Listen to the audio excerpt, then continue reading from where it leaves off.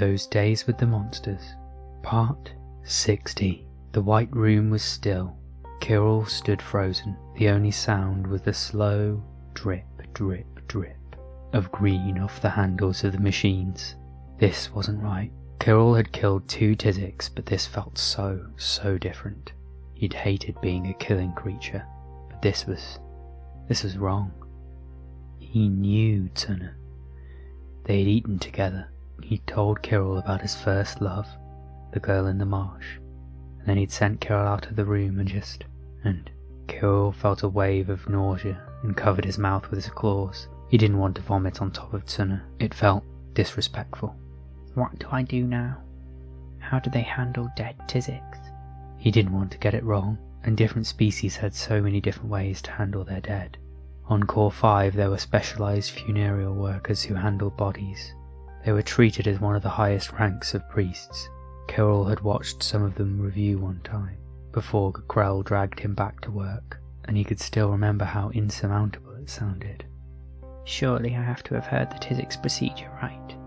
He tried to remember everything he'd listened to. The only thing coming to mind was how overwhelmed he'd been. How was that all I remember? Eventually Kirill gave up, racking his brain. He might not do the right thing for a Tizik's body, but he couldn't just leave Tuna on the floor alone.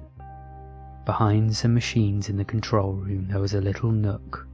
The slabs Kirill assumed the Tizik slept on. They had some kind of foldable plastic sheet thing, a kind of plastic fabric maybe, neatly set at the head, foot, one side of the slab anyway. It was probably for a technician who had to be on call to handle the machines, but it would do well enough. Carefully stepping around the blood as much as possible, Kirill spread it over Tuna. He hoped this wasn't some kind of disrespect in Tizik's culture. Tuna deserved better. He deserved better even if this was right, come to think of it. Not for the first time, Kirill wished he was more religious. He would have liked to pray for Tuna, just a bit. Finally, Kirill made his way back to the corridor. It was strange. The gravity wasn't as strong here as on the human ship, and he didn't even have the restraints on. But somehow it felt like he was walking with a heavy weight on his back. Kirill found the intersection and went left, his feet dragging a bit. He'd done what he could, but it still felt wrong, leaving him like that. Still, if he'd listened to Tuna in the first place, the body wouldn't even be covered, so he hoped it was alright. Turn left, then right, he mumbled, moving his legs less to get somewhere and more because it was the only thing to do. The hall was monotone and very smooth. The same lights, the same texture, the same colour, the same everything. Kirill wondered why he felt so strange and numb. The click of his claws on the floor was slow and steady, horribly slow and steady. It sounded like the slow green drip drip of the machines. It probably wasn't long before Kirill found himself in front of an intersection, but his sense of time seemed to be off kilter. Felt like he'd been walking forever, but at the same time he couldn't seem to remember any of it. If he didn't remember it, it couldn't have taken long. On the right was a short, wider corridor. It only went for a short distance, before the walls dropped back, probably to an open room. It barely mattered. What did matter was the wide glass steel door, fogged or frosted over, that showed a dusty green-yellow light beyond. Kirill knew for a fact that the star overhead was blue. There must be other sources of light contributing to the murky tone. Somewhat dishearteningly, the door seemed to be made for Tizik's height and appendages. Kirill wasn't sure he could even figure out how to open it, much less actually do the opening. There was a blur of motion outside, and as he approached the door, sounds began to filter through it, muffled and dim. It sounded like a voice, but he couldn't make out the words. Not that it would have made a difference if he could, really. Nothing seemed to make a difference. He was far away from that room of machinery, but he could still hear it in his head. Drip, drip, drip. He needed to get the door open soon, to get something else to think about, or he might lose the purple stalks in his stomach. The door was very large, with 3 metal wheel-shaped things that looked like a sliding hinge. The top wheel was so high off the ground Kirill doubted he could both grip it and push against the ground. Do I have to turn that? He hoped not. It probably wasn't possible. After inspecting the door, Kirill reluctantly came to the conclusion that he did in fact have to turn that top wheel. In fact, he probably had to turn all 3. He wasn't great at mechanical things, but he could tell a bolt when he saw one, and he was reasonably sure he saw 3. At least it gave him something to think about besides that. Green. Violently, Kirill shook his head, trying to shake the thoughts out, and with a strange kind of urgency, he began to tackle the door. It took a great deal of time and concentration, but Kirill finally got enough leverage by putting pressure on the wall with his tail, and the door slid along its hinge. The light outside was green and very dim. The blue star must have gone down. It was disturbing how these light little thoughts slipped into his mind, as if he had nothing better to do. The sources of the light became obvious as Kirill stepped through the darkened maw of the doorway. In front of him was what clearly had been a building, but some kind of chemical reaction had eaten it away until glowing teal and yellow patches clinging to the rubble were all that was left. Kirill hesitated, looking around rapidly and hoping to find a clear indicator of where he should go. There was nothing. Of course, there was nothing. What might once have been a navigation sign had been torn off, leaving half a metal pole standing against the dim glow. Something was shooting bright blue-white electric sparks. Kirill was glad this wasn't an oxygen planet. He'd seen the way reactions could go out of control in an oxygen atmosphere on Richthen, and he had enough to worry about at that moment. The shadow of a Tizix rushed past. Kirill leapt out of the way, his frills flaring wide. Somehow, dealing with Tuna had gotten him to forget how very big the Tizix were. Even if Tuna had made the announcement, and the Tizix knew they needed him to live, it was so very dark, and the Tizix were so very big. They might run him over and not even know. The thought of being trampled by a rushing Tizix was enough to make Kirill stick to the walls, hoping they would provide some protection from threats in the dark. Another Tizix raced by, this one heading the other direction. Against the faint glow, Kirill could see something clutched in one of its appendages. It paused, looked at the building beside it, just a bit away from the glowing rubble, and threw the object in its hand. Kirill wasn't sure what that object was, but he could certainly understand what the purpose was, when a patch of the building began to glow teal and yellow, slowly spreading, emitting a thick greyish cloud. Whatever the reaction was, Kirill didn't think he wanted to breathe whatever horrible gas that was. He moved on quickly, hoping not to walk right into a plume of the grey fog by accident. Voices rose and fell. Kirill flinched when a patch of wall beside him started to glow teal. He could feel it blasting an incredible amount of heat. Oh no. The building looked like it was being eaten away from the other side, and as Kirill darted away it began to collapse with a low rumble, releasing clouds that still had a faint teal glow. He kept running, trying to get away from the grey fog before he had to take a breath. Under the shadow of a wall with some kind of vegetation on the other side, he paused, panting. The Kuman mechanism Alex called sweat would be useful now, and he wished he had that kind of ability. All he could do was pant and wave his neck frills, fanning their blood vessels through the warm atmosphere in a vague hope of cooling his body. That's weird. Kirill was used to having to stop in order to breathe and let his muscles rest, but this was his first time stopping because of heat. He hadn't even known Elam could run until they overheated. He assumed they just had to stop when their muscles screamed for mercy. Kirill's musings on sweat and heat were cut short by a whimper from the other side of the wall. Rickson, what are you doing? Kirill didn't know Tizik's vocal tones, but the squeaking rapidity of the words barely needed his translator's help. Fear. They said everyone knew 8 sapiens, right? You were at that dinner too. You and Trinks were both there. You gave me the money. Oh, sweet stupid little feastling. A second voice, languid and calm. Mockery. You still don't get it.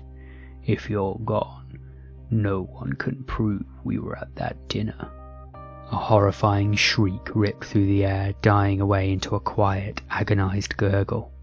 Then silence descended. One of the other voices finally broke in. Well, that's dealt with then. So it is. The other one, still condescending, responded smoothly, followed by a ghastly cracking noise. What are you doing? Panic. Oh, please. You might be a fool, but I'm not. I know you'd sell me out to save your own carapace. Did you really never think I might get ahead of you? The other Tizzix seemed to choke on its words. Kirill's translator couldn't interpret the garbled rattles. Across from what the green glow showed to be a street, another building began to shine teal and gold. Kirill got the feeling it was time to move on. Look around you. Your friends are dying, and those that aren't are tearing down the rest. Trust died as soon as they made the announcement. He couldn't hear the rest as he crept away, sticking to the shadows. If all the Tizzix were like this, he absolutely did not want to be caught. Kirill didn't linger anywhere for long through that horrible greenish glimmering night. He kept hearing bits of discussion, scraps of what invariably sounded like disaster or betrayal, but he couldn't bear to linger long enough to tell. Sometimes he couldn't tell the difference between the sound of a building creaking on its way to rubble and a scream. Even more disturbingly, at some point, Kirill thought he started to not hear it, or at least hear it less. The sounds were still going on, but they had almost faded into the background. A weak blue glow began to cast itself over the ground. Kirill watched it glimmering on the smoking ruins of a large building with growing concern. He didn't want to be seen, not by a passing Tizzix. Not now. He didn't know how good their eyes were, but he didn't particularly want to find out at the moment. He had to find a place to hide. There was a small auxiliary building to the side of the rubble, seemingly far enough away to not join the main building in its destructive reaction. A label Kirill couldn't read hung askew over the large door. His translator helpfully informed him that it read, "Auxiliary File Storage." Not exactly an imposing building, but it would hide him, and it was well out of a plume of greyish fog from the building beside it. With a bit of effort, Kirill pried the door open enough for his small frame to slip inside. This door only had a single wheel and slid upwards, although it caught halfway up. Maybe that's the Tizzix equivalent of a latch. Kirill could remember the types of buildings that had simple latches on Richthen, and this looked about right for that. In spite of the fancy name on the sign over the door, the building was essentially a shed, and it was virtually empty. There were some containers that showed signs of being ransacked, some smashed storage matrices for data, and very little else. It seemed like a safe enough place to hide for the day. Kirill wasn't sure how long it was after that he woke. The blue star was high in the sky, glaring down brightly into the road, but it wasn't the light that startled him awake. Something was shrieking. A constant high-pitched wail, his frills, red with alarm, quickly stained blue. The captain had screamed that way, that horrible moment when he talked with Sleepy. Kirill felt sick. What had happened outside? The second before he opened the door, Kirill felt a rush of unstoppable dread. He didn't want to see what was going on out there, he realised. He wanted to close his eyes and cover his ears and wait until that awful sound stopped. Could I? It might be safer to do that. The planet seemed to have gone mad.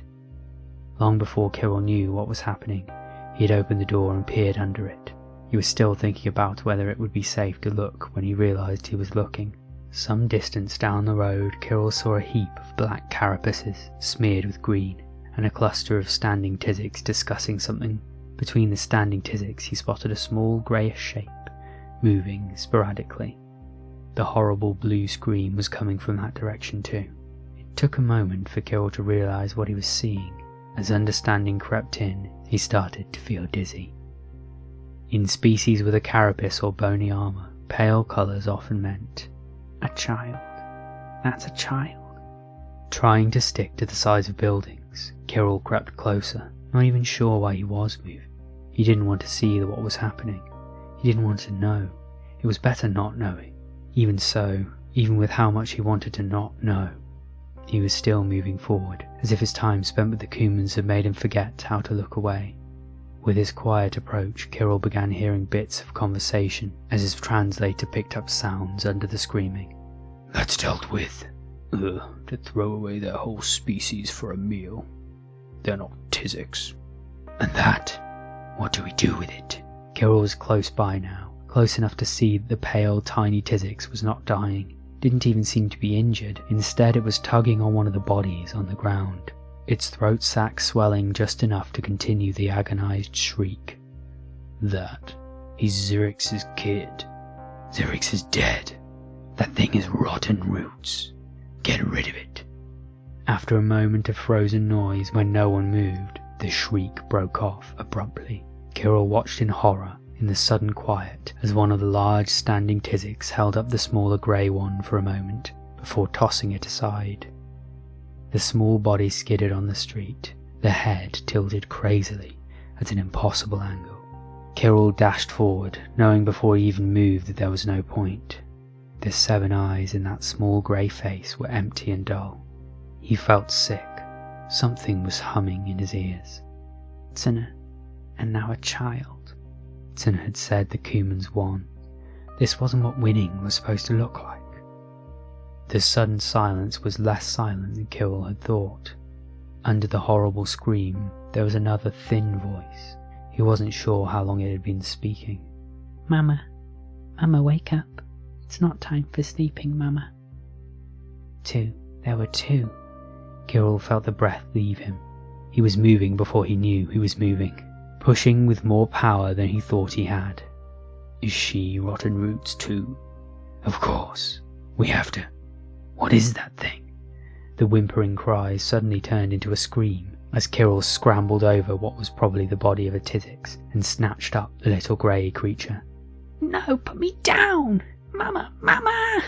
There was no time to breathe, no time to think. Instead, Kirill clutched her struggling body to his chest and began to run, darting through the standing Tizix and down the road. There was no time. Kirill didn't know how quick these particular Tizix might be, but he knew they were a fast species. His position was exposed and the child in his arms was screaming. Hiding was out of the question. There was no time to do anything but run. Thanks for tuning in. Maybe check this one out next.